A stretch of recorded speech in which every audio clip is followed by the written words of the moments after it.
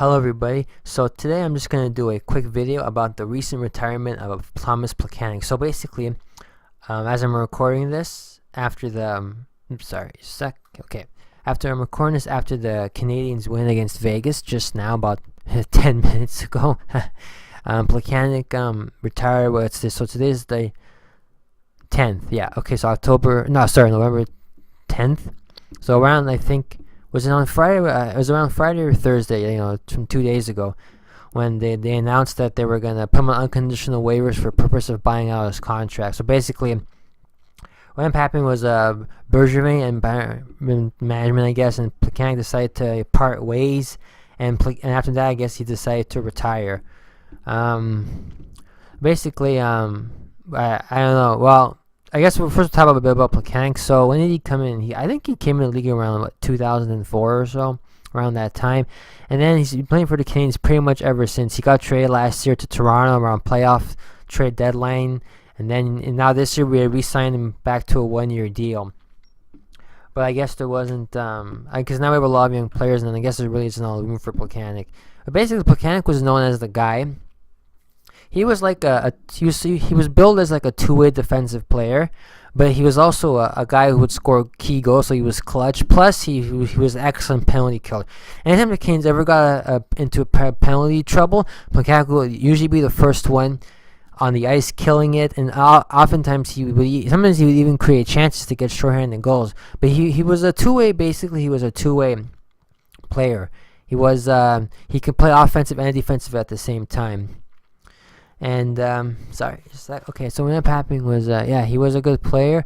He had he didn't always get like a lot of points, but he would always get like points when it counted. So like if the Canes were like down a goal, he'd score an important goal, or if the game was tied, he'd score like a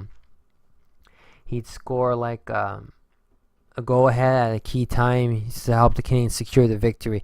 I don't really I don't have one specific memory about Plekanec, but I just remember him like always playing really well and be able to being that two-way guy who can score and can also play defensive, because it's really hard in the NHL to play both defensive and offense, have a good shot and stuff, and be able to play defensively. And Plekanec did fit those roles so well too. And he was a consistent player. Like he'd always give his best. Like he'd always be defensively consistent. I don't remember him making a lot of mistakes, like a lot of giveaways, but I'm sure he had some. But I remember I can't recall a specific instance where he had a giveaway that caused the Canadiens a goal or a game or something like that. But yeah, so basically he always gave his 100% effort. He even in playoffs, did the same thing. Important, because especially in playoffs, because penalty kills are really important in playoffs because the games are so tight. He would kill off important penalties, and to ensure the Canadiens would either win or maintain the lead.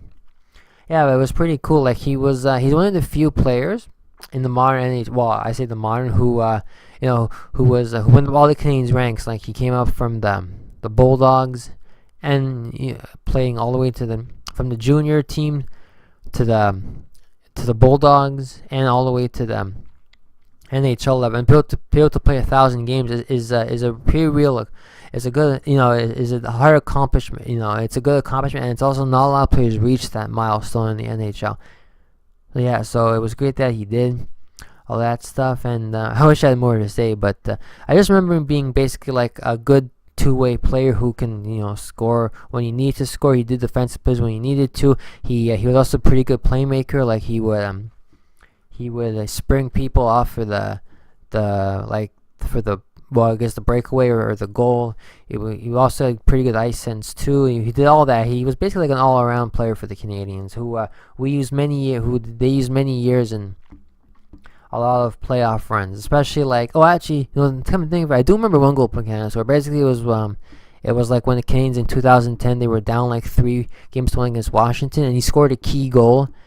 I think it was like Game 5 that helped them win the game, and eventually win Game 6 and also Game 7, which he was an instrumental part in helping us. I don't think he had that many points, but even if he was off the score sheet, his presence was pretty much felt throughout the ice for the Canadiens.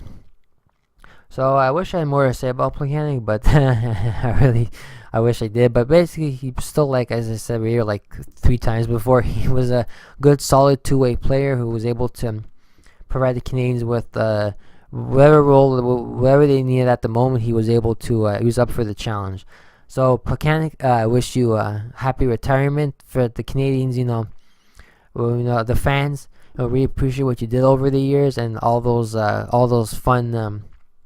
Of course, how can I also forget the turtlenecks? Plekanec was well known for wearing his turtlenecks every game, which sometimes, well, not tease, but when he plays 1,000 game a couple weeks ago, everybody was wearing turtlenecks that night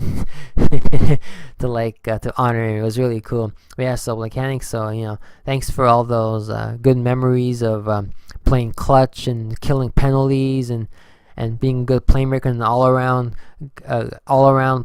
type of player for the Canadiens to have. So a happy retirement, as I said, and hopefully in the future, maybe there'll be a spot for him on the Canadiens management. Maybe they'll hire him for an assistant, some kind of coaching staff or something. That would be pretty cool. Have him come back in the Canadiens fold. So anyway.